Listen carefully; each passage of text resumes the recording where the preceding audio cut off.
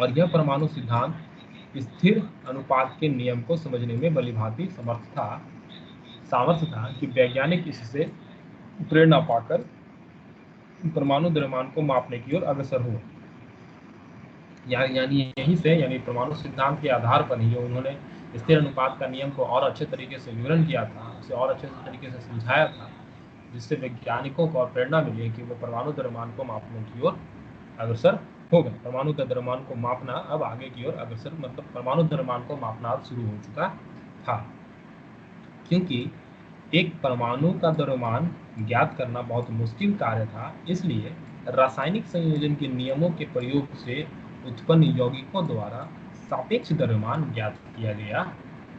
ठीक है, एग्जैक्ट मतलब द्रव्यमान ज्ञात करना, परमाणु का एक परमाणु का द्रव्यमान ज्ञात करना पाना बहुत बड़ा मुश्किल कार्य था।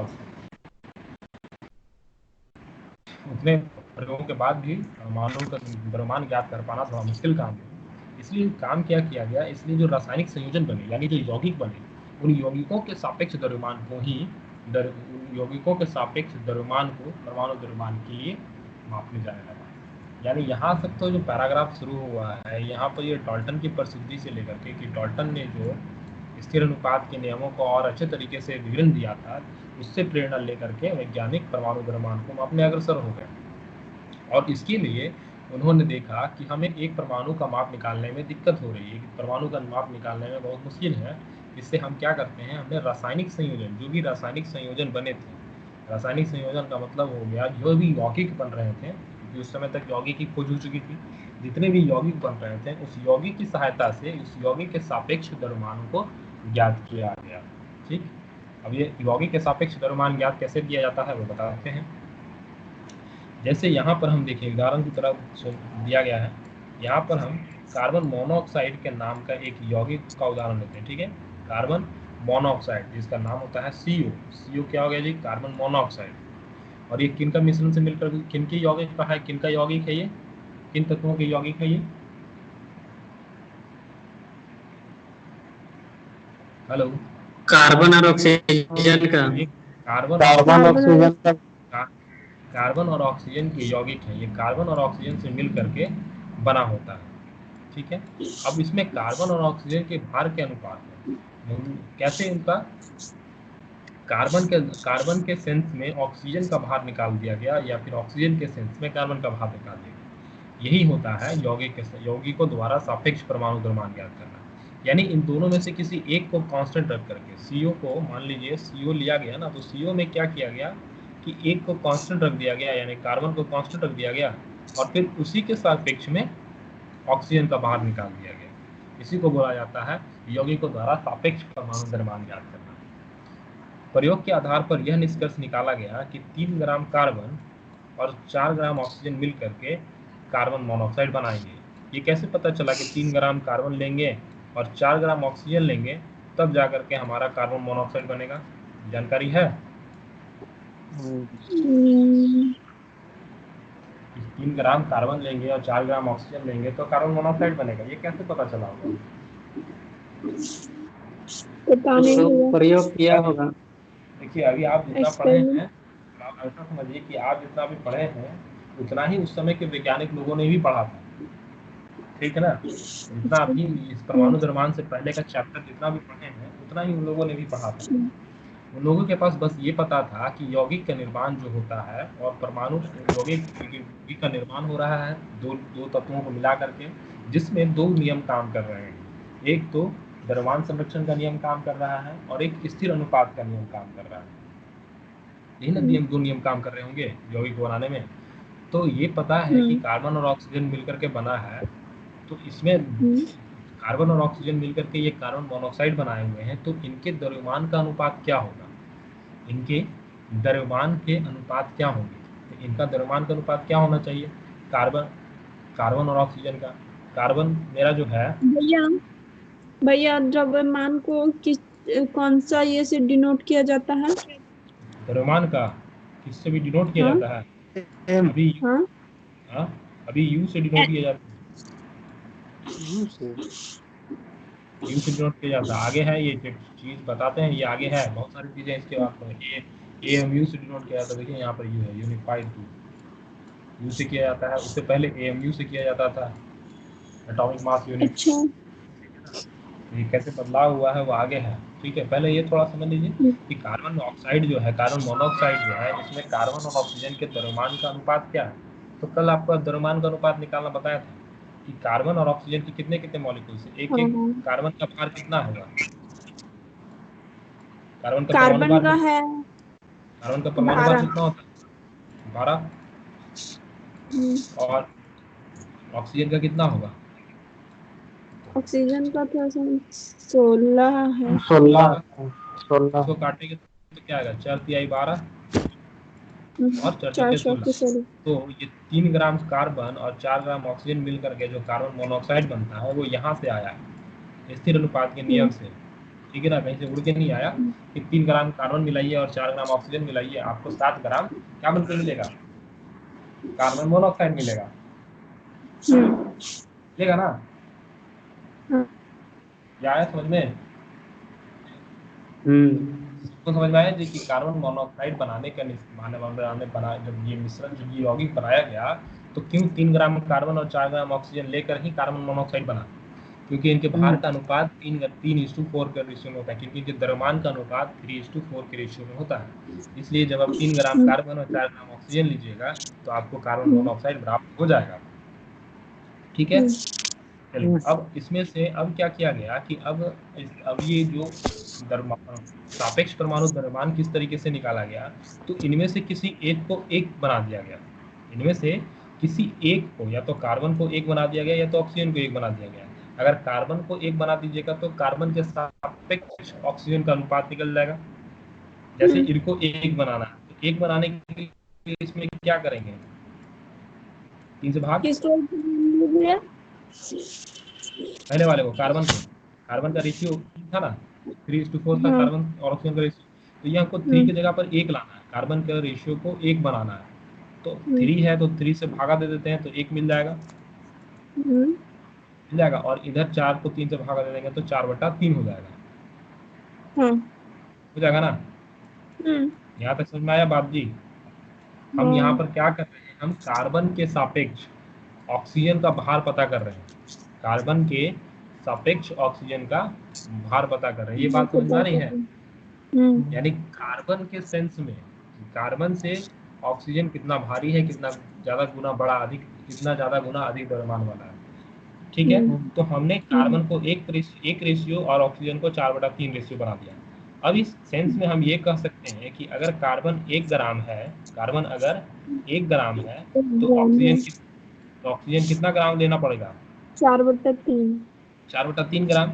मतलब अगर कार्बन के एक मॉलिक्यूल्स का वजन 1 ग्राम है, कार्बन का मॉलिक्यूल्स का वजन 1 ग्राम है, तो ऑक्सीजन के मॉलिक्यूल्स का वजन उसी समय कितना ग्राम हो रहा है, 4/3 ग्राम, यानी 4/3 हो रहा है। 4/3 ग्राम हो रहा है, यानी 1 ग्राम कार्बन का वजन 4/3 ग्राम ऑक्सीजन के वजन के बराबर है।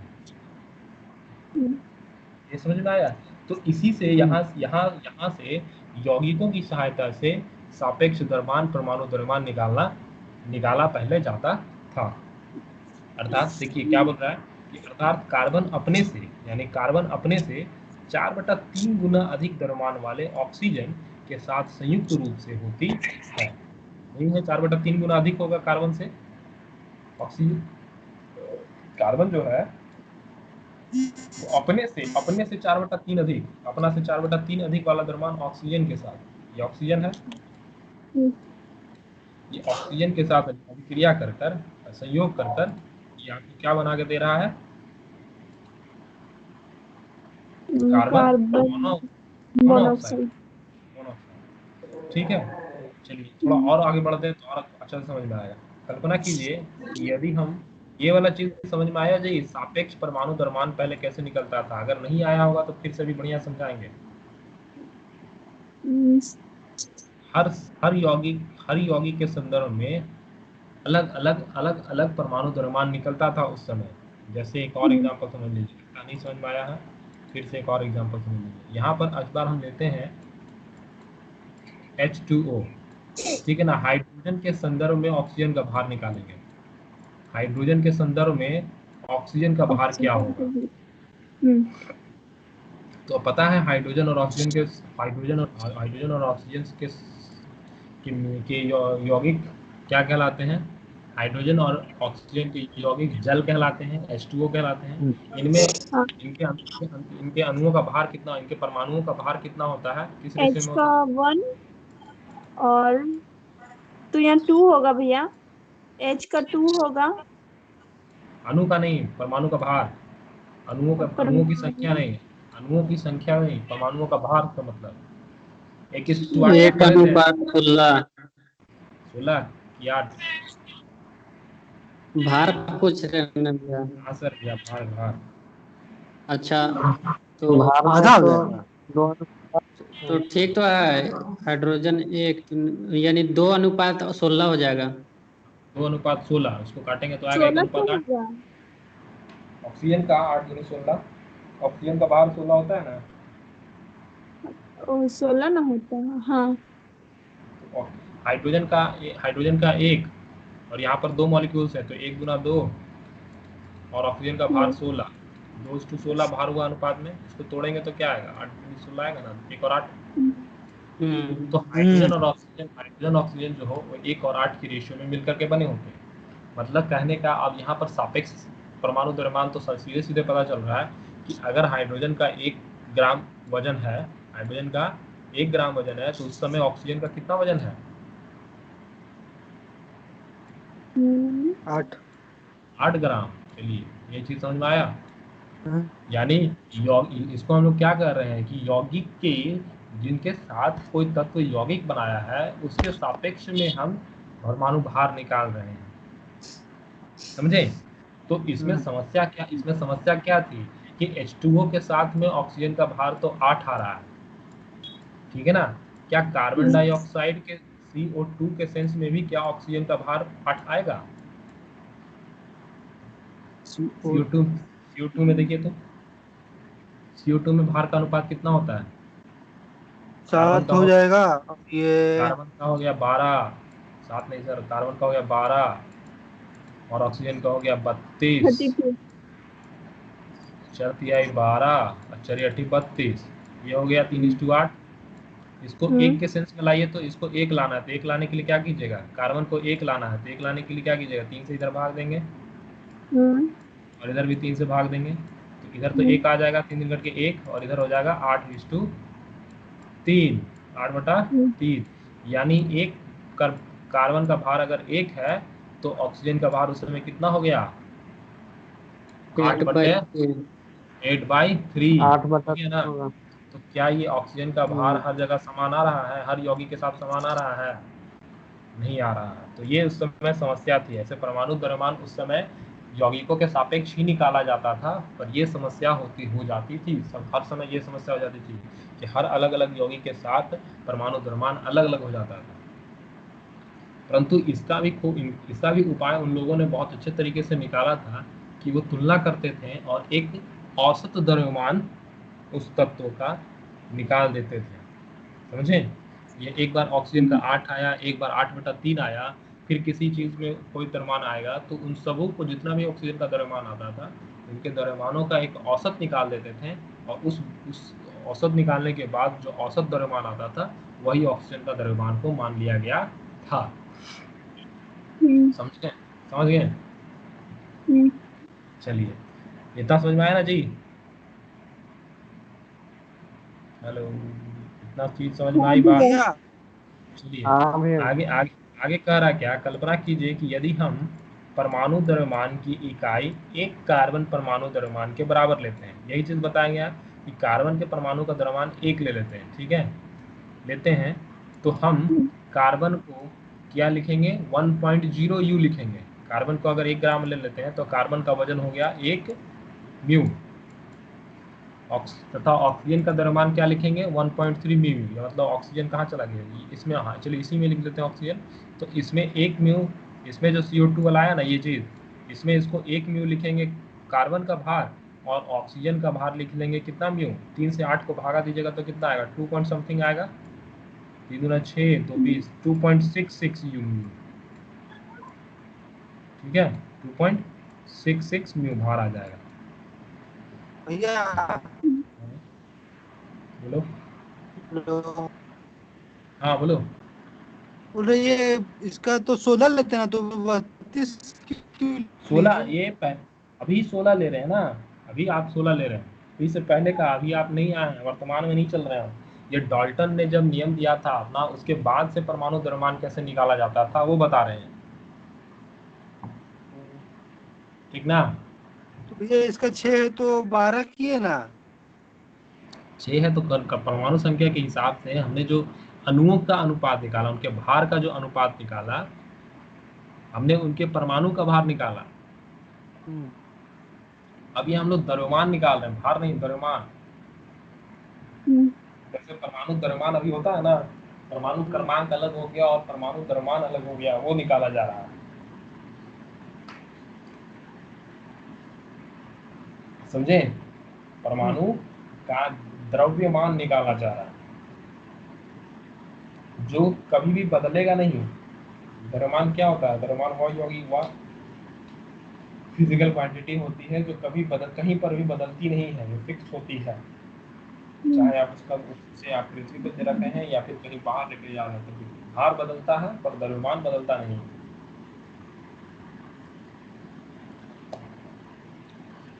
ठीक है, चलिए, उतना कोई दिक्कत नहीं है इसमें अगर समझने के लिए। इससे पहले होता क्या था, पहले परमाणु द्रव्यमान को एएमयू में प्रदर्शित किया जाता था, एटॉमिक मास यूनिट में प्रदर्शित किया जाता था, एएमयू में। बट आजकल आईयूपीएसी के तहत, नया अनुमोदन के तहत, इसे यू से डिनोट किया जाता है, यूनिफाइड द्रव्यमान का नाम से जाना जाता है, इसको यू से डिनोट किया जाता है। ठीक है, चलिए अब आगे बताते हैं आपको कि ये सिद्धांत कैसे बदला। जो अभी हम लोग कहते हैं कि 2 बटा गुना हो जा रहा है, 16 हो जा रहा है, 7 दूनी 14 हो जा रहा है, 8 दूनी 16 हो जा रहा है, ये कब बदला?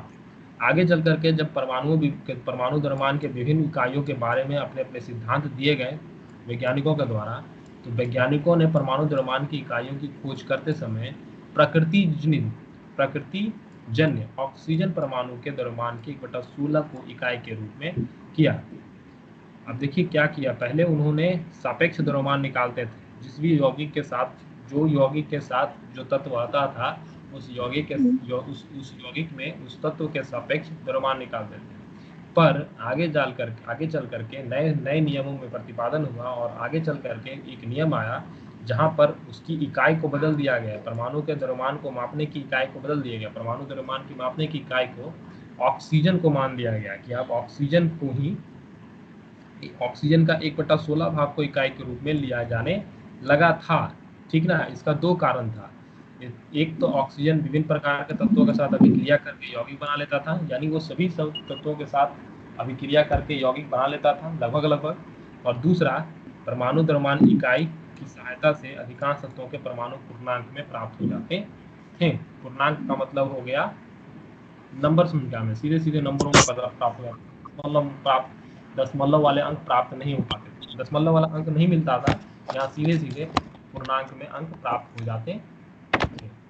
तो ये दो मुख्य बातें थी जब ऑक्सीजन परमाणु के द्रव्यमान के 1/16 भाग से, यानी ऑक्सीजन परमाणु के 1/16 भाग से तत्वों को नापना शुरू किया गया। ये बताते हैं, ये बहुत अच्छे से समझ में आ जाएगा। अभी केवल अभी समझिए कि कहाँ कब हुआ था।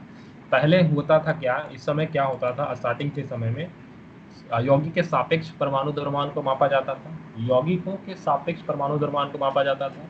फिर उसके बाद हुआ क्या कि ऑक्सीजन के 1/16 भाग से परमाणु द्रव्यमान को मापना शुरू किया गया, और फिर 1961 में परमाणु द्रव्यमान को ज्ञात करने के लिए कार्बन 12 के समस्थानिकों को परमाणु द्रव्यमान की मानक इकाई के रूप में सार्वभौमिक स्वीकार किया गया था।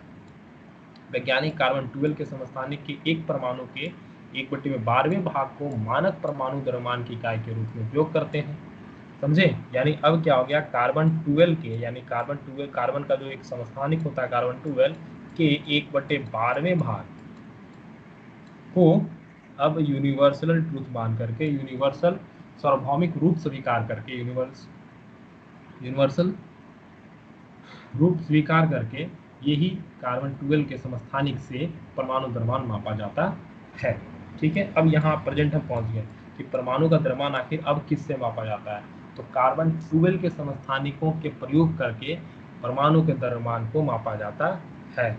ये एक यूनिट हो गया जहां से हम माप रहे हैं किसी वस्तु को।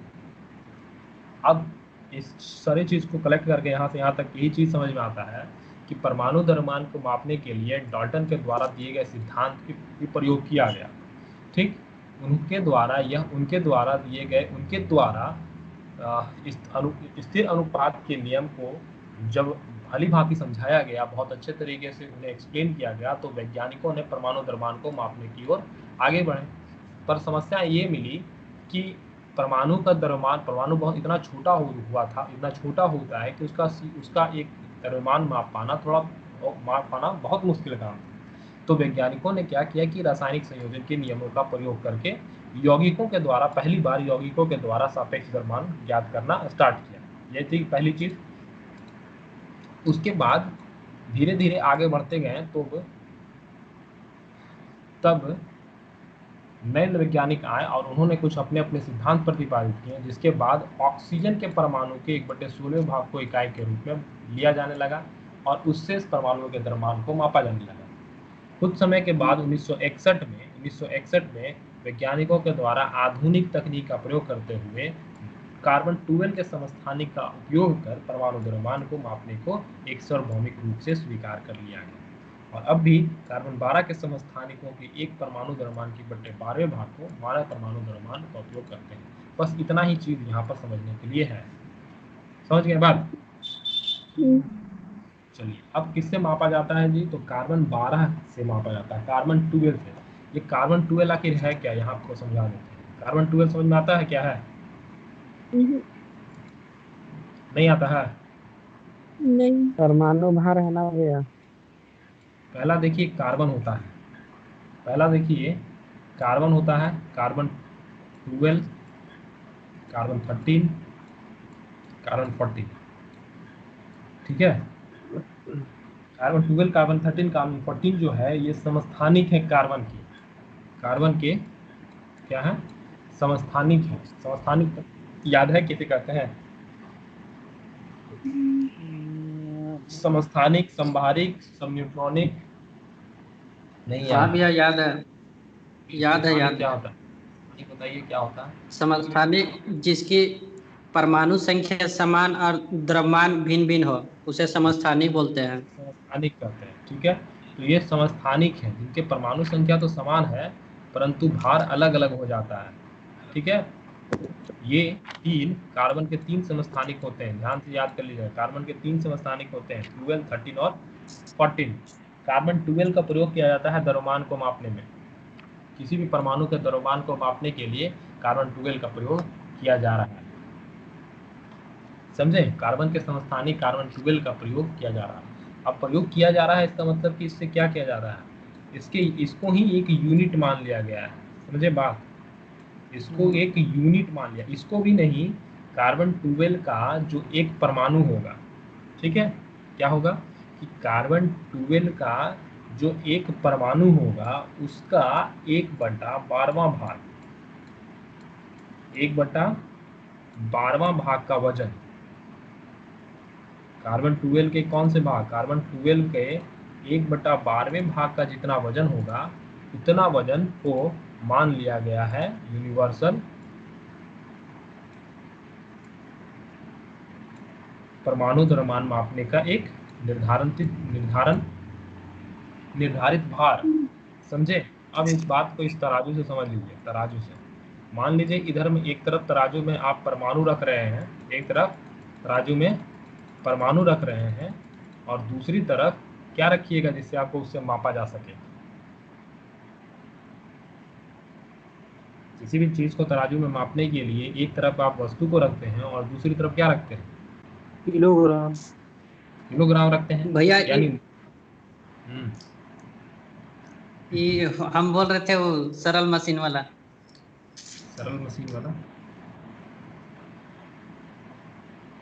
एक यूनिट को रखते हैं, सरल मशीन वाला एक यूनिट को रखते हैं, एक क्या करते हैं, एक यूनिट को रखते हैं, तब ना हम उसके अनुसार वजन को माप सकते हैं, किसी वस्तु के वजन को माप सकते हैं। जब तक एक यूनिट अगर दूसरी तरफ नहीं रखते हैं तब तक कैसे पता चलेगा कि ये यूनिट कौन सा है? ठीक है, अभी हम लोग इधर किलोवाट रखते हैं, इधर रखते हैं किलो वाट वाट रखते हैं, ठीक है ना।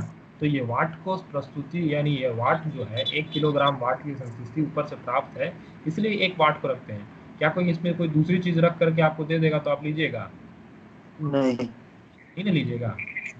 यहाँ पर 1 किलो वाट रखा रहता है, तब आप जाकर के इसको 1 किलो मानते हैं। अगर दूसरा चीज रखेंगे तो आप इसको 1 किलो मानिएगा ही नहीं, बोलेंगे ये 1 किलो है ही नहीं, 1 केजी है ही नहीं।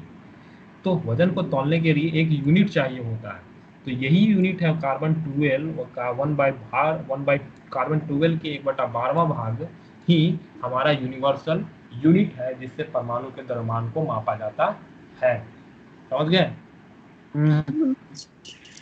इसको चीज को इस चीज को इस तरह समझाया गया है कि देखिए, मान लीजिए कि कोई फल विक्रेता बिना किसी मानक भार के फल बेच रहा है, उसके पास कोई मानक भार है नहीं, ठीक ना, मतलब तौलने वाला कोई भार नहीं है ना, आधा किलो जो होता है ना, मटकरा जो होता है वो नहीं है उसके पास, तो वो क्या करेगा?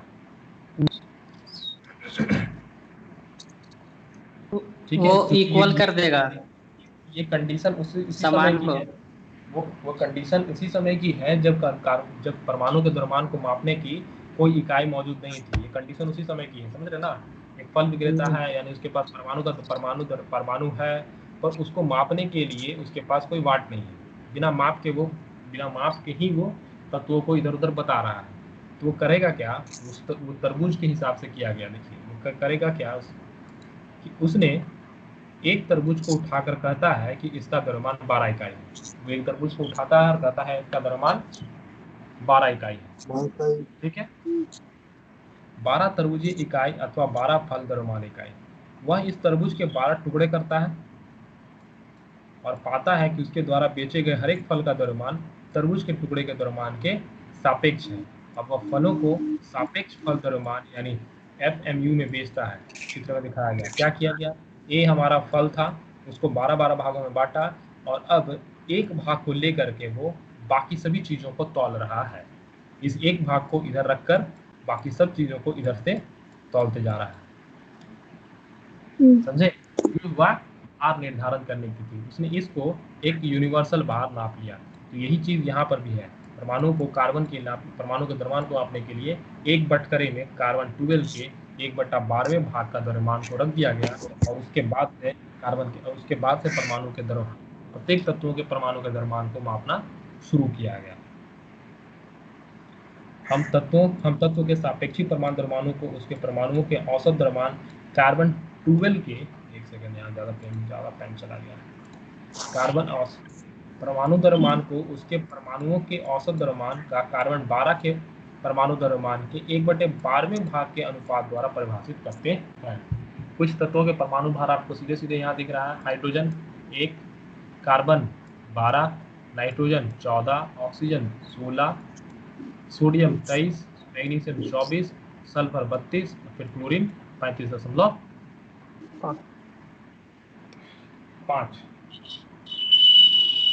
ठीक है, ये परमाणु द्रव्यमान है। चलिए आगे बढ़ा जाए।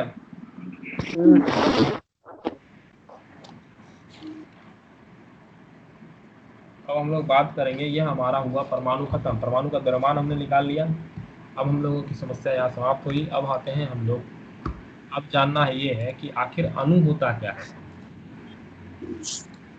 आखिर अणु होता क्या है?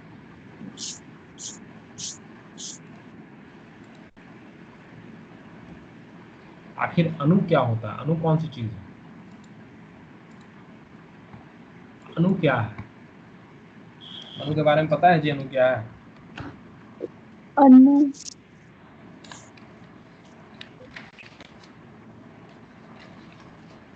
नहीं पता है? देखिए, सबसे पहले जब स्टार्टिंग के समय में अणुओं को क्या कहा जाता था?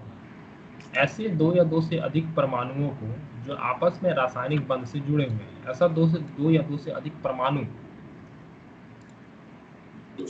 ऐसा 2 से अधिक परमाणु जो किसी रासायनिक बंधन या फिर रासायनिक संयोजन के साथ जुड़े हुए हैं, वो उन्हें अणु कहा जाता है। पहले जैसा आया बात कि ऐसे 2 या 2 से अधिक परमाणुओं को जो आपस में किसी रासायनिक बंधन के साथ जुड़े हुए हैं, वो रासायनिक बंधन या फिर रासायनिक संयोजन के साथ जुड़े हुए हैं वो अणु कहलाते हैं, उन्हें हम लोग अणु कहते हैं। ठीक है, दो या दो से अधिक परमाणु जब आपस में वो जुटे होते हैं किसी भी तरीके से, रासायनिक बंधन से या फिर रासायनिक अभिक्रिया से या फिर रासायनिक संयोजन से, तो हम लोग उन्हें अणु कहते हैं। ये अणु की परिभाषा है। अणु को किसी तत्व अथवा यौगिक के उस सूक्ष्म कण के रूप में परिभाषित किया जा सकता है जो स्वतंत्र रूप में अस्तित्व में रह सकता है और जो उस यौगिक के सभी गुणधर्मों को दर्शाता है। ठीक है, अणु को किसी तत्व या फिर वो किसी यौगिक, अणु किसी तत्व या किसी यौगिक के उस सूक्ष्म कण की बात होती है या उस सूक्ष्म कण को कहते हैं जो स्वतंत्र रूप से अस्तित्व में रह सकता है, यानी जो स्वतंत्र रह सकता है और उस यौगिक के सभी गुणधर्म को वो दर्शाता है। ठीक, एक ही तत्व के कई परमाणु अथवा भिन्न भिन्न तत्वों के परमाणु आपस में संयोग करके अणु का निर्माण करते हैं। यहाँ पे नीचे वाला में आपको अणु के बारे में समझ में आएगा। एक ही तत्व के कई परमाणु, मान लीजिए कार्बन के ही ये सब परमाणु, कार्बन के ही छोटे छोटे परमाणु हैं, तो ये एक ही तत्व के एक ही तत्व यानी कार्बन के परमाणु आपस में मिल करके दो परमाणु आपस में मिल करके जब ये दोनों एक साथ बॉन्ड या फिर किसी रासायनिक अभिक्रिया के दौरान एक दूसरे के साथ संयोग बना करके रहते हैं, तो इसी को पूरे संयुक्त रूप से अणु कहा जाता है। ठीक है, या फिर कार्बन और हाइड्रोजन के एक मॉलिक्यूल्स एक दूसरे के साथ संयोग करके जब एक साथ रहते हैं, एक साथ दोनों मिलकर रहते हैं, तो इसे ही अणु कहा जाता है। ठीक है, एक ही तत्व के कई परमाणु अथवा भिन्न भिन्न तत्वों के परमाणु आपस में संयोग करके अणु का निर्माण करते हैं। अब देखते हैं तत्वों के अणु। समझ में आया कि अणु है क्या, अणु क्या है? समझ में आया जी? नहीं आया तो बताइए, फिर से बताइए। आ गया। चलिए अब देखते हैं तत्वों के अणु। हर तत्वों में अनेक अणु होंगे। किसी भी तत्व के अणु एक ही प्रकार के परमाणु के बना हुआ है। कोई भी तत्व अगर लीजिएगा तो उसका अणु क्या होगा? एक ही परमाणुओं से बना होगा। अगर कार्बन के परमाणु लेंगे तो कार्बन के परमाणु से ही कार्बन के अणु बनेंगे। कार्बन के परमाणु से ही ना कार्बन का अणु बनेगा जी। कार्बन के परमाणु से हाइड्रोजन का अणु तो नहीं बनेगा। ऑक्सीजन के तत्व से, ऑक्सीजन के परमाणुओं से ऑक्सीजन के अणु बनेंगे। ऑक्सीजन के परमाणुओं से कोई कार्बन का अणु तो बनेगा नहीं। देखिए क्या लिखा, आर्गन और हीलियम आदि अनेक तत्वों के अणु उसी तत्व के केवल एक ही परमाणु के बने हुए होते हैं। अगर आर्गन बना है तो आर्गन के ही तत्वों से मिलकर बना। आर्गन तत्वों के अंदर मौजूद जो परमाणु होंगे उन्हीं परमाणु की सहायता से आर्गन के अणु बनेंगे। ऑक्सीजन के परमाणु और कहीं से नहीं मिलेंगे। ऐसा नहीं होगा कि हीलियम के पास भी कुछ आर्गन का परमाणु है या ऑक्सीजन के पास भी कुछ आर्गन के परमाणु है या नाइट्रोजन के पास आर्गन के परमाणु है। आर्गन के परमाणु केवल आर्गन के पास होते हैं और उसी आर्गन के परमाणु से आर्गन के अणु का निर्माण होगा। यानी जिसके पास जिसके परमाणु है उसी का परमाणु उसी के अणु का निर्माण करेगा। समझे बात? ये चीज समझ में आई कि अगर आप हीलियम के परमाणु निकाल लीजिएगा, हीलियम के परमाणु को बाहर निकाल कर रखते हैं, तो ये ऐसा कभी नहीं होगा कि ये आर्गन का अणु बन जाएगा। ये आर्गन के अणु बनने की संभावना है इसमें? नहीं है। ये आर्गन का अणु नहीं बनेगा क्योंकि यह हीलियम का परमाणु है। तो ये हीलियम का, ये दोनों आपस में मिल करके क्या बनाएंगे? दोनों आपस में संयुक्त होकर के क्या बनाएंगे? हीलियम के अणु बनाएंगे। क्या बनाएंगे? हीलियम का अणु बनाएगा। हीलियम का अणु बनाएगा। ये नहीं कि होगा कि आर्गन का अणु बना देगा या कार्बन का अणु बना देगा। ठीक है, पर कुछ अधातुओं में ऐसा नहीं होता। जैसे ऑक्सीजन का अणु 2 ऑक्सीजन परमाणुओं से मिलकर के बनता है। देखिए यहाँ थोड़ा समस्या हो गया। कि ऑक्सीजन का अणु ज्यादातर तत्वों में उनके परमाणु ही उनका अणु बनाते हैं। ज्यादातर तत्वों में उन तत्वों के परमाणु ही उन तत्वों के अणु का निर्माण करते हैं। पर कुछ तत्व ऐसे होते हैं, कुछ तत्व जो धातु होते हैं, उनमें कुछ ऐसा होता है कि ऑक्सीजन के अणु दो ऑक्सीजन के परमाणुओं को मिलकर के बनता है। दो ऑक्सीजन के परमाणुओं को मिलकर बनता है, इसलिए इन्हें हम लोग द्विपरमाणु कहते हैं और इसे लिखा जाता है O2। जब 3 ऑक्सीजन परमाणु परस्पर संयोग करते हैं तो ओजोन का निर्माण होता है। जब ऑक्सीजन के 3 परमाणु आपस में संयोग करते हैं तो ओजोन का निर्माण होता है और उसका लिखा जाता है O3। ठीक है। किसी अणु की संरचना में प्रयुक्त होने वाले परमाणुओं की कुल संख्या उस अणु की परमाणुकता कहलाती है। ठीक है। इस टेबल में आप देखिएगा कि यहाँ पर सभी तत्वों की परमाणुकता दी गई है कि यहाँ पर कैसे परमाणुकता कहलाती है। परमाणुओं की संख्या को, ठीक है, परमाणुओं की संख्या को कैसे दिया गया। धातु अणुओं और कुछ अन्य तत्वों के अणुओं की संरचना सरल नहीं होती है, किंतु अणुओं के असंख्य परमाणु परस्पर बंधे रहते हैं। यहाँ कुछ ज्यादा डाटा नहीं है। यहाँ पर कुछ तत्वों के अणु की परमाणुकता दिया गया है।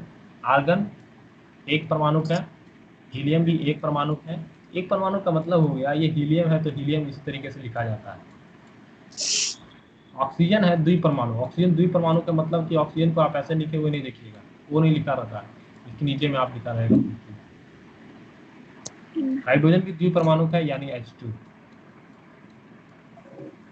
नाइट्रोजन द्विपरमाणु है यानी N2 ही रहेगा वो। जब भी रासायनिक अभिक्रिया में इन सबों को लिखा जाएगा तो इसी तरीके से लिखा जाएगा। क्लोरीन Cl2 द्विपरमाणु का यानी Cl2। फास्फोरस चतुर्परमाणु है यानी P4। चतुर्परमाणु का मतलब P4। सल्फर बहुपरमाणु है। बहुपरमाणु का मतलब हो गया, इसका लिखा जाता है ज्यादातर P8। Sulphur P8। सोडियम एकल परमाणु है। सोडियम का मतलब Na एकल परमाणु है। आयरन एक परमाणु है यानी Fe। एल्युमिनियम एकल परमाणु है। कॉपर एकल परमाणु है। तो जो एकल परमाणु है उनके लिए एक नंबर का यूज किया जाता है, जो नंबर लिखा नहीं जाता है, और जो द्विपरमाणु होते हैं उनके लिए संख्या 2 का प्रयोग किया जाता है हमेशा। और जो चतुर्परमाणु होते हैं उनके लिए 4 का, और जो बहुपरमाणु होते हैं उनमें बहुपरमाणु का मतलब हो गया कि 4 से अधिक।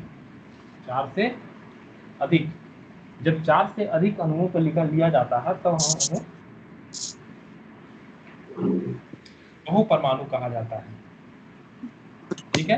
तो यहाँ से एग्जाम में भी आपको क्वेश्चन मिल जाएगा, एक तत्व का नाम दे दिया जाएगा और उनका परमाणुकता पूछ ली जाएगी कि हाइड्रोजन कौन सी परमाणु, हाइड्रोजन की परमाणुकता क्या होती है, द्विपरमाणु है, एकल परमाणु है, बहुपरमाणु है या चतुर्थ परमाणु है, इस टेबल से। ठीक है जी।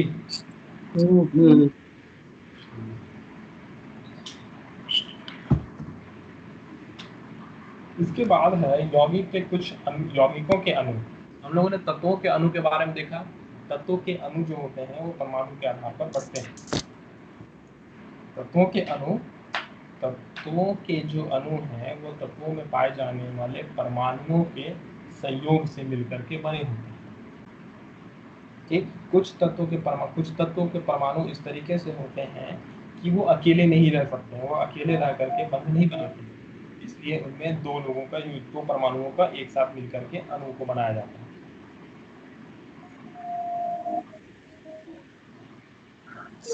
अब कुछ यौगिक हैं तत्वों के बाद, कुछ यौगिक में मतलब जैसे कि यौगिक हो गया आप जल एक यौगिक है, अमोनिया एक यौगिक है, कार्बन डाइऑक्साइड एक प्रकार का यौगिक है। तो जल में क्या होता है, जल में मिलेगा आपको कौन सा दो चीज, हाइड्रोजन और ऑक्सीजन। इनका जल अनुपात कितना होता है, द्रव्यमान अनुपात कितना होता है? हाइड्रोजन का 1 और ऑक्सीजन का 16। 2 और 16 होता है। 2 और 16 होता है, इनका रेशियो लेते हैं तो 1 और 8 होता है। द्रव्यमान अनुपात जल का 1/8 होता है।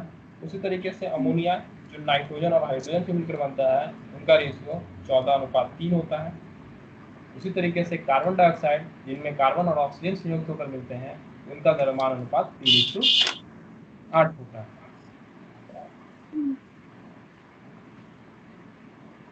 ये चीज समझ में आया यौगिकों के अणु? यानी इनमें समझ में क्या आया, कुछ समझ में आया कि 1 8 14 3 और 3 8 जो होता है वो द्रव्यमान अनुपात के हिसाब से बटा हुआ है। अब जब हम कहते हैं H2O कहते हैं, ठीक है ना, तो हाइड्रोजन के 2 परमाणु और ऑक्सीजन के कितने परमाणु? एक हाइड्रोजन के, यानी जब आप कहते हैं कि ये जो जैसे इनका जो H2O बना, देखिए H2O बना तो ये एक यौगिक बन गया, एक यौगिक बन गया। अब इस H2O के यौगिक में H के परमाणु यानी हाइड्रोजन के परमाणु और ऑक्सीजन के परमाणु एक दूसरे के साथ मिले तो यहाँ पर बन गया जल का एक अणु, यानी जल का एक अणु बन गया। आपको जब 2 तत्वों के परमाणु एक साथ मिलते हैं तो अणु का निर्माण करते हैं, किसी भी तरीके से वो आपसी संयोज करते हैं तो परमाणु अणु का निर्माण करते हैं। तो हाइड्रोजन और ऑक्सीजन जब एक दूसरे से मिलकर के यौगिक बनाया तो उसके परमाणु भी एक दूसरे के साथ आबंध बनाए और उस आबंध बनाने के दौरान इसका एक अणु मिलकर के बना। ठीक है, जल का क्या बन गया? जल का एक अणु बन गया। ठीक है, इस तरीके से समझिए कि जब आप जल को निकाल रहे हैं, जब एक गिलास में जल है, ठीक है, एक गिलास में जल है, क्या आप उसमें से हाइड्रोजन के अणु निकाल सकते हैं? 1 चम्मच हाइड्रोजन के अणु निकाल सकते हैं? 1 चम्मच हाइड्रोजन निकाल सकते हैं उसमें से? नहीं निकलेगा ना ही 1 चम्मच ऑक्सीजन निकलेगा। जब भी आप 1 चम्मच निकालिएगा तो वहां से निकलेगा H2O के अणु, जल के अणु निकलेंगे। क्या निकलेंगे? जल के अणु निकलेंगे। ठीक है ना, और उस अणु में वो जो जल निकलेगा, जल के अणु हम इसलिए कह रहे हैं क्योंकि उस एक चम्मच जल जब निकालिएगा, पानी निकालिएगा, तो उसमें भी हाइड्रोजन और ऑक्सीजन मिला हुआ मिलेगा। ऐसा नहीं होगा कि उसमें हाइड्रोजन अलग होगा और ऑक्सीजन अलग होगा। समझे?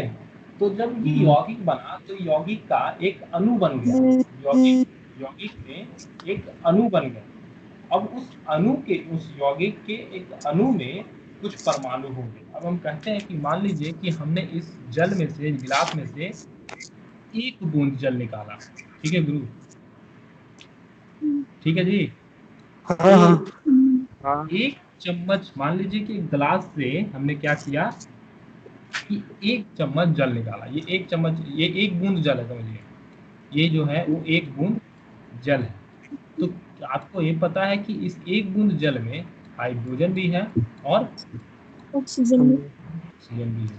तो ये 1 बूंद को हम लोग क्या कहेंगे? इस एक छोटे से कण को क्या कहेंगे? जल के एक छोटे से कण को। ऐसा समझिए, ये बूंद भी नहीं समझिए, ये समझिए जल का एक छोटा से छोटा कण है। जल का एक छोटा से छोटा कण है जिससे आगे इसको विभाजित नहीं किया जा सकता।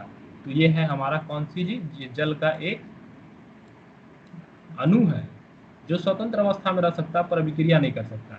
क्यों? क्योंकि क्योंकि ये अभिक्रिया करके ही बना है, हाइड्रोजन और ऑक्सीजन को अभिक्रिया करके ही बना है। तो ये जल का एक अणु है। यहाँ तक क्लियर हो गया? ये जल का एक अणु में बताएं। अब इस अणु में हेलो हाँ भैया, हाँ परमाणु बताए थे कि ऑक्सीजन अभिक्रिया करेगा, इसमें नहीं करेगा ना? परमाणु ऑक्सीजन अभिक्रिया करेगा? परमाणु में बताए थे ना कि ऑक्सीजन अभिक्रिया करेगा इसी के साथ भी। हाँ, ऑक्सीजन, ये हाइड्रोजन के साथ ऑक्सीजन और हाइड्रोजन एक साथ अभिक्रिया करके क्या बनाया? H2O बना दिया, यौगिक बना दिया। ऑक्सीजन के परमाणु और हाइड्रोजन के परमाणु एक दूसरे के साथ मिल करके आपको हाइड्रोजन जल बना दे रहे हैं, H2O बना दे रहे हैं। इनके परमाणु एक दूसरे के साथ मिल रहे हैं। ठीक है, इनके परमाणु, हाइड्रोजन और ऑक्सीजन का परमाणु एक दूसरे के साथ मिल करके जल का निर्माण कर रहे हैं, और वो जल का निर्माण जब हो रहा है तो उस जल के निर्माण में एक छोटा से छोटा जो कण है, उस जल का इस जल का एक छोटा से छोटा कण ये है, ठीक है। इस जल का हम बात कर रहे हैं, यानी इस यौगिक का सबसे छोटा कण जो है, इस यौगिक का जो सबसे छोटा कण है वो हो गया अणु। अब इस अणु में जाहिर सी बात है कि ये जल है, ये अणु जो है ये जल का है, तो जल है तो इस अणु में दो चीजें होंगी, एक तो हाइड्रोजन होगा और एक ऑक्सीजन होगा, इस छोटे से अणु में भी। तो इस छोटे से अणु में भी कितना हाइड्रोजन होगा और कितना ऑक्सीजन होगा? 2 है। हमको पता है कि भार के अनुपात में, भार के अनुपात यानी द्रव्यमान के अनुपात में, देखिए द्रव्यमान का इस टेबल को देखिएगा, यहाँ पर हाइड्रोजन है और ऑक्सीजन है। द्रव्यमान के अनुपात में हमको पता है कि 1:8 होगा, हाइड्रोजन 1 होगा और ऑक्सीजन 8 होगा द्रव्यमान के अनुपात में। चाहे जल कितना भी छोटा छोटा कण क्यों ना हो, अगर वो जल का एक अणु है तो उसमें 1 हाइड्रोजन होगा और 8 ऑक्सीजन होगा एक अणु में, जल के एक अणु में, ठीक है। द्रव्यमान का अनुपात इतना होगा 1:8 के इसमें। और परमाणु द्रव्यमान आखिर कितना होगा टोटल? तो परमाणु द्रव्यमान कितना होगा जी? इसका 1 और ऑक्सीजन का कितना हो जाएगा? 8 दूनी 16 होगा ना। ये परमाणु हम द्रव्यमान बता रहे हैं यू में ये अनुपात है, और ये इन दोनों का परमाणु द्रव्यमान की बात है, ठीक।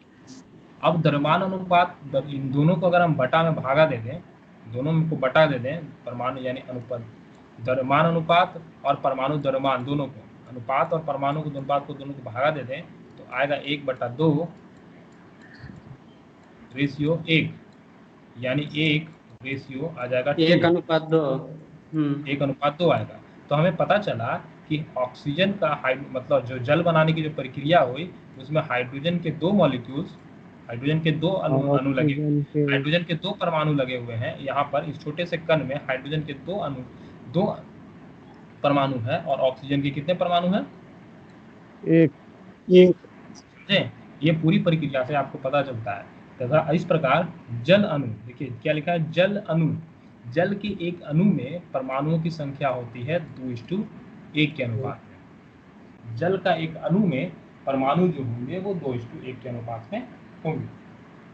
तो केवल हम अणु और परमाणु को समझाने में इतना ये इस चीज को समझाएं, बाकी तो आपको पता है कि सरल अनुपात जल के अणु का और परमाणु के, जल के एक अणुओं में उनके परमाणुओं का अनुपात कितना होता है। अब यहाँ से आपको समझ में आया होगा कि ये अणु क्या है और ये परमाणु क्या है। समझ में आया अणु और परमाणु अंतर? भैया अणु मतलब एक यौगिक से ही बन सकता है ना? हाँ, एक यौगिक का जो एक छोटा से छोटा कण होता है उसे हम लोग अणु कहते हैं, ठीक है। अगर यौगिक ना रहे, प्रॉपर एक तत्व रहे बोले तो परमाणु, तो उसको अणु नहीं बोल सकते ना? नहीं बोल सकते हैं, ऐसा नहीं है कि उसको नहीं बोल सकते। देखिए लीजिए क्या लिखा था, अणु क्या था, 2 से अधिक अणु किसी भी तत्व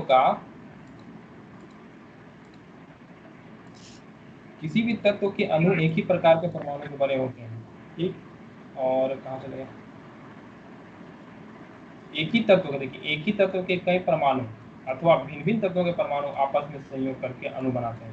तो जरूरी नहीं है, यहाँ तो ये तो समझ में आया कि अलग अलग तत्व, भिन्न तत्वों के परमाणु जब आपस में मिलेंगे तब जाकर के एक यौगिक बनेगा, और यौगिक बनेगा तो वहां पर अणु का निर्माण होगा, उस यौगिक के एक अणु का निर्माण होगा, ठीक है। पर यहाँ उससे पहले लिखा है अथवा में कि एक ही तत्व के कई परमाणु, अगर एक ही तत्व के कई परमाणु, जैसे ये सब द्विपरमाणु जो बोल रहे थे, ऑक्सीजन हो गया, हाइड्रोजन हो गया, नाइट्रोजन हो गया, क्लोरीन हो गया, ऑक्सीजन हो गया और सल्फर हो गया, ये फास्फोरस हो गया, चतुर्परमाणु।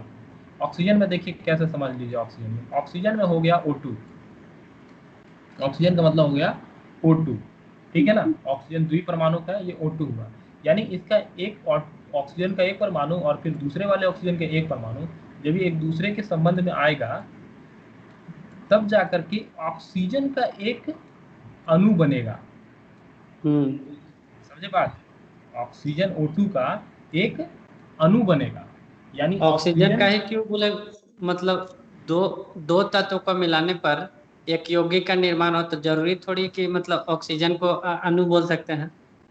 ऑक्सीजन के अणु, ऑक्सीजन को जब दो और ऑक्सीजन के दो परमाणुओं को जब मिलाया गया तब वो ऑक्सीजन गैस बना, O2 बना। अच्छा। ऑक्सीजन अकेले अकेले रह करके कभी कोई क्रिया नहीं कर सकता। अगर आपको ऑक्सीजन को लेना है किसी के साथ तो ऑक्सीजन को O2 की उपस्थिति में देनी पड़ेगी, O2 के साथ देना पड़ेगा। सिंगल ऑक्सीजन से काम नहीं चलेगा। सिंगल केवल ऑक्सीजन से काम नहीं चलेगा। अगर आप H2O देते हैं, मान लीजिए यहाँ पर H2O देते हैं, तो H2O का निर्माण किस तरीके से होता है? क्या सिंगल O दे देने से H2O का निर्माण होता है? नहीं।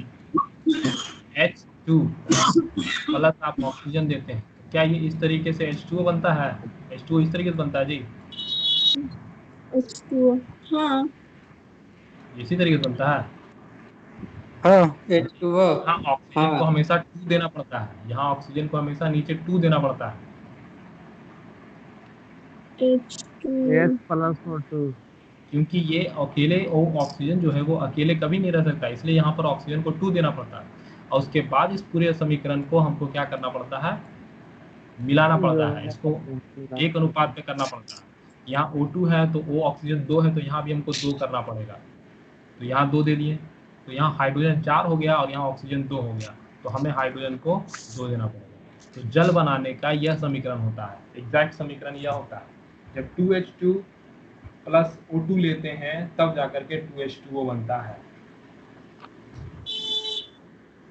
ठीक है? तो भैया यही समीकरण हमको समझ में नहीं आता है। जैसे 2H2O आया ना, तो हाइड्रोजन का 2 मॉलिक्यूल और ऑक्सीजन का 1 मॉलिक्यूल, तब ना एक यौगिक का निर्माण कर रहा है। तो कितनी हाइड्रोजन का 4 हो गया। हाइड्रोजन का यहाँ 4 हो गया ना?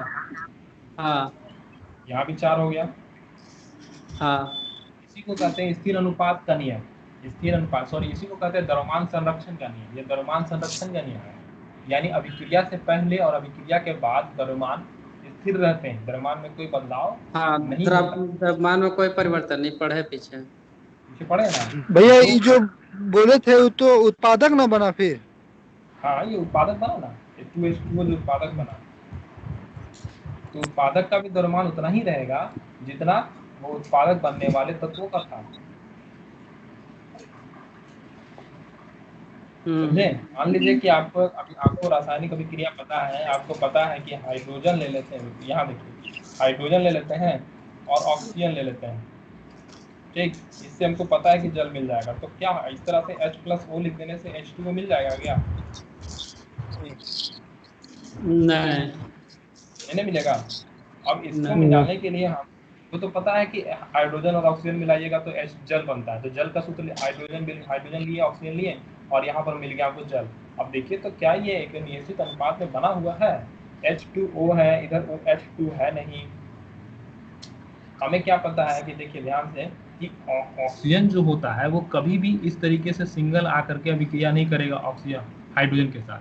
ये द्विपरमाणुक होते हैं, इसलिए ये जहाँ भी मौजूद होगा O2 के साथ ही मौजूद रहेगा हमेशा। अच्छा, ये हमेशा O2 के साथ ही मौजूद रहेगा, कभी भी ये सिंगल नहीं रहेगा। हाइड्रोजन चूंकि एक परमाणु होता है तो इसलिए वो सिंगल रह सकता है, उससे कोई दिक्कत उसको नहीं है। अब हाइड्रोजन का पता ले लिए, एक होता है। ऑक्सीजन पता चल गया कि भैया ये द्विपरमाणु होता है इसलिए O2 रहेगा। तो फिर भी तो ये OH2O नहीं बन रहा है। 2 आना चाहिए था, कहाँ पर आ गया? कहाँ? ऑक्सीजन यहाँ पर 1 है, हाइड्रोजन यहाँ पर 2 मिल रहा है। तो ये कैसे, ये दोनों एक दूसरे के अनुपात, ये दोनों एक दूसरे हाइड्रोजन और ऑक्सीजन कैसे एक दूसरे के से मिलेंगे कि ये आपको H2O बना देगा? तो H2 बनाने के लिए यहाँ पर 2H होना जरूरी है। मतलब एक प्रकार बोल सकते हैं कि बराबर करने के लिए। हाँ, बराबर करना जरूरी है, क्योंकि यही बराबर करने से ही रासायनिक समीकरण संदर्भ होगा। क्योंकि द्रव्यमान संरक्षण का नियम बहुत पहले से चला आ रहा था। द्रव्यमान इसी तरीके से संरक्षित रहता है। अगर इधर हाइड्रोजन के 2 मॉलिक्यूल्स हैं, यानी हाइड्रोजन 2 kg है, तो इधर भी हाइड्रोजन 2 ही kg होगा द्रव्यमान संरक्षण के नियम से।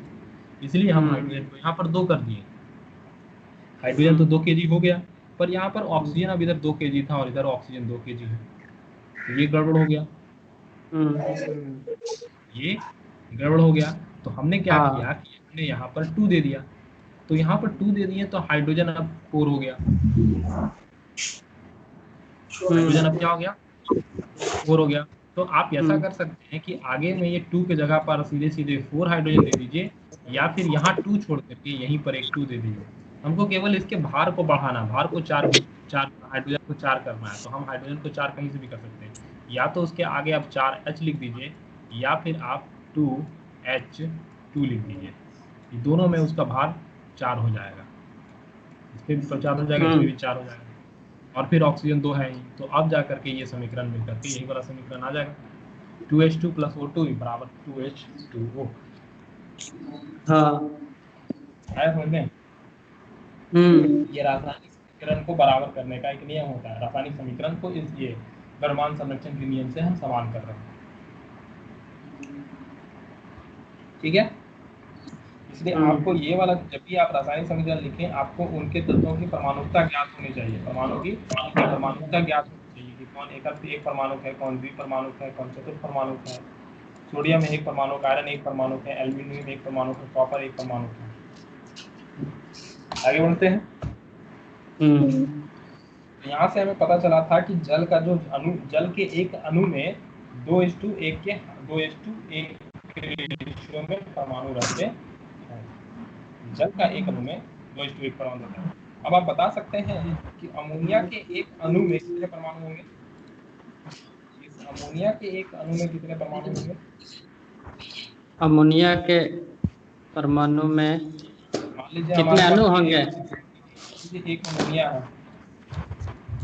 ठीक है, हाँ। अमोनिया है। इसका एकदम छोटा से छोटा कण होगा जो हमारा एकदम ये होगा, ये भी एक अमोनिया ही होगा।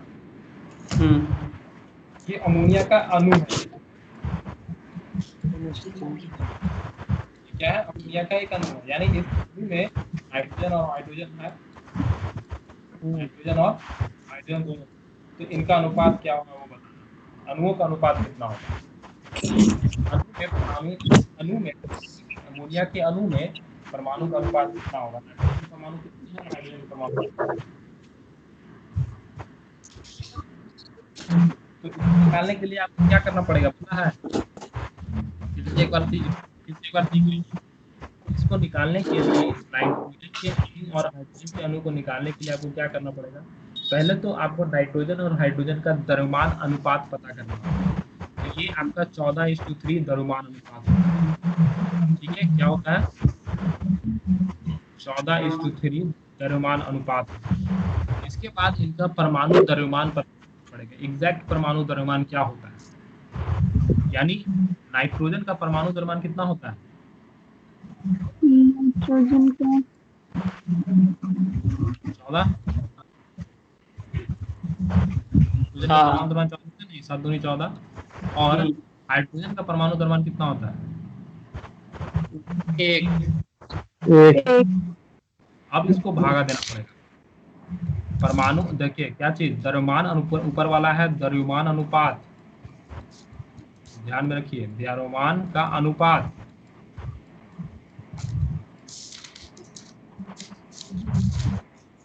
और नीचे में होगा आपका परमाणु द्रव्यमान। याद रहेगा?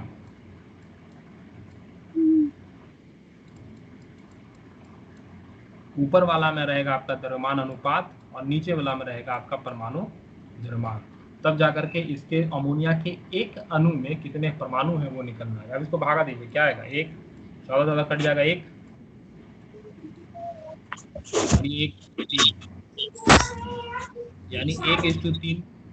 इस अमोनिया के एक अनुपात, इस अमोनिया के एक अणु में 1 नाइट्रोजन और 3 हाइड्रोजन का परमाणु मिला हुआ है। समझ में आया बात? तो ये इतना करने की आवश्यकता नहीं है। जब आपको अमोनिया का सूत्र पता होगा तो आप सीधे सीधे हेलो, हाँ, इसमें ये वाला क्या निकालने के लिए था? एक अणु में कितने, एक अणु में कितने परमाणु होते हैं? इस अमोनिया के एक अणु में, इस अमोनिया के एक अणु में, ये जो एक अमोनिया है इसका एक अणु है, तो इस अणु में भी हमारे पास दोनों परमाणु नाइट्रोजन और हाइड्रोजन होगा, क्योंकि ये अणु जो है अभी भी ये अमोनिया का अणु है, यानी अमोनिया किससे मिलकर बना, नाइट्रोजन और हाइड्रोजन से। तो इस छोटे से अणु में भी नाइट्रोजन और हाइड्रोजन होंगे, तो वो नाइट्रोजन और हाइड्रोजन किस अनुपात में होंगे वो निकालना है, 1:3 के अनुपात में होगा। तो ये निकालने के लिए एग्जाम में आपको मिलेगा नहीं कि निकालिए, आपको फॉर्मूला पता है अमोनिया का, तो आप सीधे सीधे देख रहे हैं कि नाइट्रोजन यहाँ पर कितना लिखा हुआ है, 1, यानी नाइट्रोजन की एक परमाणु हाइड्रोजन 1 और हाइड्रोजन कितना है 3, तो हाइड्रोजन हो गया 3, यानी 1:3 के अनुपात में। इनमें निकालना सीखना नहीं है ये, ओके। उसी तरीके से आपको कार्बन और ऑक्सीजन वाला में पता होगा, CO2 कार्बन डाइऑक्साइड का बताइए, कार्बन डाइऑक्साइड में क्या होगा अणुओं का संख्या, कार्बन डाइऑक्साइड के एक अणु में परमाणुओं की संख्या की परमाणु का रेशियो क्या होगा, कार्बन कितना है 1 और ऑक्सीजन कितना है 2, 1:2 1:2। तो 1:2 ये क्या निकला, निकला कार्बन के परमाणु कार्बन डाइऑक्साइड के एक अणु में परमाणु द्रव्यमान का अनुपात। कार्बन डाइऑक्साइड के एक अणु में, कार्बन डाइऑक्साइड का एक छोटा से छोटा जो अणु है, उस अणु में कितने कार्बन है और कितने ऑक्सीजन है उसका अनुपात वो निकला है। अब लगता है क्लियर हुआ है।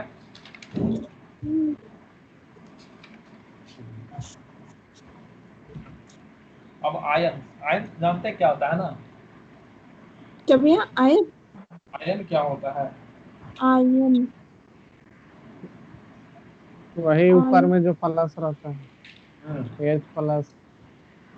आयन्स वे होते हैं धातु और यौगिक का आयन, दो अलग अलग धातुओं के आयन्स भी होते हैं, धातु के भी यौगिक के आयन, मतलब आवेशित कणों से निर्मित होते हैं। धातु और अधातु के यौगिक जो होते हैं वो आवेशित कणों से निर्मित होते हैं। ये आवेशित कण ही आयन कहलाते हैं, आवेशित कण ही आयन कहलाते हैं। यानी Fa आयरन का आवेशित कण, अगर Fe है यानी ये आयरन है, अगर इस तरीके से लिखा हुआ है तो ये आवेशित नहीं है, ये उदासीन है, ये अभी उदासीन है। जब आप इससे एक इलेक्ट्रॉन को निकाल लीजिएगा, Fe क्या होता है, Fe+, तो ये रिएक्टिव हो गया, ये अब रिएक्शन करने के लिए तत्पर हो गया।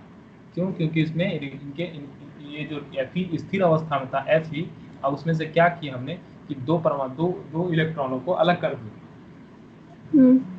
इलेक्ट्रॉनों को अलग कर दिए। जब दो इलेक्ट्रॉनों को अलग कर दिए तो ये आवेशित हो गया, ये आवेशित हो गया और यह अब अभिक्रिया करने के लिए तत्पर हो गया। तो यही हमारा आयन बनता है। जब कोई उदासीन तत्व को आवेशित बदल दिया जाता है, जब कोई उदासीन तत्व को आवेश में बदल दिया जाता है तो वो आयन कहलाते हैं। अब आयन में बदलने के लिए बहुत सारे तरीके होते हैं, ऑक्सीजन को छोड़ इलेक्ट्रॉनों को त्याग देना या फिर इलेक्ट्रॉनों को ग्रहण करना। इलेक्ट्रॉन को त्याग करके कोई आवेशित हो जाता है और कोई इलेक्ट्रॉनों को ग्रहण करके आवेशित हो जाता है, यानी आयन बन जाता है। आयनों पर हमेशा ऋण आवेश या धन आवेश होता है। आयन पर हमेशा या तो ऋण आवेश या तो धन आवेश लगा रहेगा, तभी वो आयन कहलाएगा। ऋण आवेशित कण ऋणायन कहलाएंगे, एनायन कहलाएगा। ऋण आवेशित कण को ऋणायन कहेंगे और धन आवेशित कण को धनायन कहेंगे। तो पता है ना जी। सोडियम क्लोराइड का उदाहरण लेते हैं तो यहाँ कुछ नहीं रहा। सोडियम आयन Na+ धनात्मक होगा और क्लोराइड आयन जो होगा वो ऋणात्मक आवेश होगा। ये वाला चीज तो पता है आपको, आयन्स के बारे में पता है ना, बस वही आयन के बारे में बताया गया। नहीं भैया, आयन के बारे में नहीं पता है। अच्छा, नहीं पता है तो कोई दिक्कत नहीं है, आगे जब हम तत्वों के बारे में पढ़ेंगे ना तो आयन आपको पता। आयन का मतलब होता है अपने आप को आवेशित कण बना लेना। और आवेशित कण किस तरीके से बनाएंगे, या तो अपने ऊपर प्लस का साइन लगवा लेना या तो अपने ऊपर माइनस का साइन लगवा लेना, ठीक है। पर ये प्लस और माइनस का साइन आप ऐसे समझिए कि जो भी तत्व लिखा हुआ है अगर उसके ऊपर प्लस या माइनस का साइन दिया हुआ है तो वो एक आयन है। अभी के लिए इतना ही, ठीक है। अभी के लिए इतना ही समझिए कि जो भी तत्व के ऊपर प्लस या माइनस का चिन्ह लगा हुआ है वो तत्व आयन कहलाएगा। वो तत्व क्या कहलाएंगे, आयन कहलाएंगे। चलिए देखिए इसमें टेबल में देखिए आपको यहाँ पर सभी आयन के नाम लिखे गए। यहाँ पर आपको सभी आयन्स के नाम लिखे गए हैं। सोडियम का आयन क्या होता है? Na+, दिख रहा है ना? बड़ा कर दिया।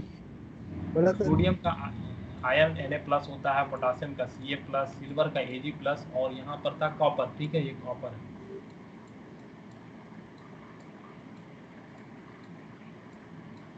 कॉपर का Cu+, मैग्नीशियम का Mg++, कैल्शियम का AA+, जिंक का AA+, आयरन का Fe++, कॉपर का AA+, हाइड्रोजन का H+, हाइड्राइड का H-, क्लोराइड का Cl-, ब्रोमाइड का Br-, आयोडाइड का Ir-, ऑक्साइड के O-, सल्फाइड के S-, और नाइट्राइड जब रहेगा तो N-। तो ये सब जो है ये है क्या? ये आयन है और उसकी उन सभी के संकेत हैं। सभी का संकेत है कि कैसे लिखा जाता है, आयन के नाम और आयन के संकेत। जब सोडियम आयन बोला जाएगा कि आपको सोडियम आयन लिखना है, तो सोडियम आयन लिखने के लिए आप लिखिएगा Na+, ये सोडियम का आयन हो गया। जब आपको नाइट्रेट लिखना है, जब आपको नाइट्रेट लिखना है तो आपको लिखना पड़ेगा NO3। नाइट्रेट में लिखना पड़ेगा आपको Na3O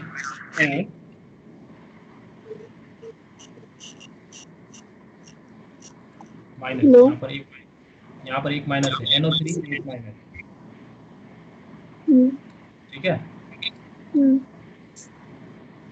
ये वाला जितना है ये सब सिंगल माइनस का। अमोनिया NH4 एक+, hydroxide OH-, nitrate NO3-, hydrogen carbonate HCO3-। समझ गए? चलिए, तो ये वाला चीज आपको थोड़ा याद करना पड़ेगा, ये वाला चीज आपको याद करना पड़ेगा। या फिर अब जब आप परमाणुओं के बारे में पढ़ेंगे, ये परमाणु बोलते हैं इलेक्ट्रॉन, प्रोटॉन और न्यूट्रॉन के बारे में आगे पढ़ेंगे, तो आपको थोड़ा बहुत क्लियर होगा कि कैसे इनके संकेत, आयन के संकेतों को लिखा जाता है, कौन कितने इलेक्ट्रॉनों को रिलीज कर सकता है। जब आप परमाणु ये पढ़ेंगे तो पढ़ेंगे क्या बताया थे आप लोग को, इलेक्ट्रॉनिक विन्यास, सब तत्वों का एक इलेक्ट्रॉनिक विन्यास होता है, इसके द्वारा वो कक्ष इस कक्षा में रह सकता है, कितने कक्ष में बाहर रह सकते हैं, बाहरी कक्षा में कितना रह सकता है, इससे आयन पता चलता है कि किसके ऊपर कितने माइनस और किसके ऊपर कितने प्लस लगेंगे। ठीक है, अब जब आप रासायनिक सूत्र लिखने का प्रयास करते हैं, जब आप रासायनिक सूत्र लिखना शुरू करते हैं, तो सबसे पहले आपको इन चीज़ों का ध्यान रखना पड़ता है कि किसके आयन में कितने प्लस होते हैं, कौन से आयन में कौन प्लस होता है, कौन माइनस होता है। एल्युमिनियम में क्या होता है जी? एल्युमिनियम में याद है कुछ? एल्युमिनियम में होगा Al+3 और आयरन में होगा Fe3+। ठीक है, 3+, यस, Al3+। एल्युमिनियम में हो जाएगा आपका 3 Al कहाँ से? और ये 3+। हाँ, ये प्लस जो है वो कहाँ से आ रहे हैं, ये इलेक्ट्रॉनिक विन्यास से जब समझेंगे तब पता चलेगा। याद है ये इलेक्ट्रॉनिक कक्षा पढ़े थे, तत्वों के एक परमाणु की इलेक्ट्रॉनिक कक्षा होती है जिसके बाहर में इलेक्ट्रॉन घूमते रहते हैं। 2, 8, 18, 32। हाँ, वही वाला। तो एल्युमिनियम का परमाणु दर संख्या कितना होता है? एल्युमिनियम का परमाणु संख्या कितना होता है?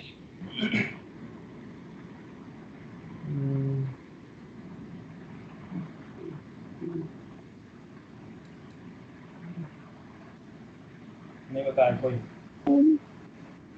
एल्युमिनियम का परमाणु नहीं भैया। 32 होता है कम। 32?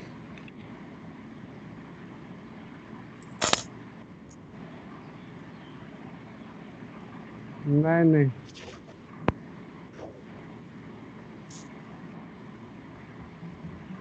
याद नहीं आ रहा है। नहीं याद आ रहा। एल्युमिनियम का परमाणु संख्या होगा 12, सोडियम, एल्युमिनियम, मैग्नीशियम 13।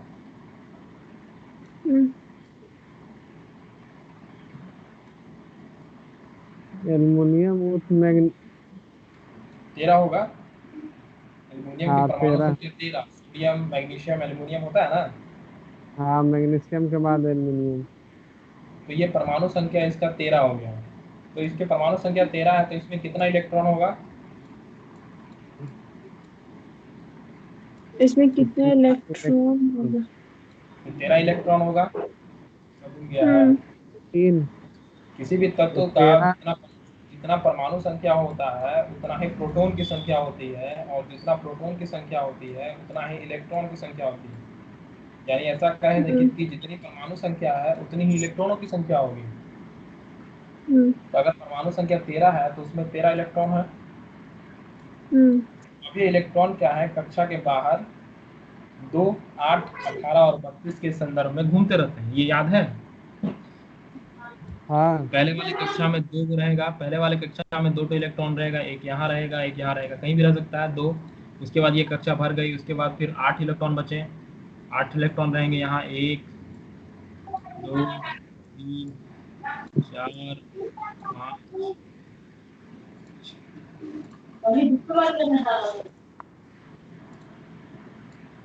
5, 1, 2, 3, 4, 5, 6, 7 और ये 8। बारी कक्षा में 8 रहा।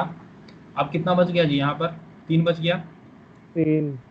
8 इधर, हाँ 2 अंदर, 8, 10 हो गया। अब बाहरी कक्षा में इसके कितने बच गए हैं? सबसे बाहरी कक्षा में 3, 1, 2, 3। हाँ ये एल्यूमिनियम क्या करेगा? इन तीनों को क्या करता है? तीनों को इलेक्ट्रॉनों को क्या करता है? रिलीज कर देता है, छोड़ देता है, क्योंकि सबको त्याग ही अपने करता है आप, ना भैया। हाँ तीनों को त्याग करता है, इसलिए यहाँ 3 प्लस चढ़ जाता है।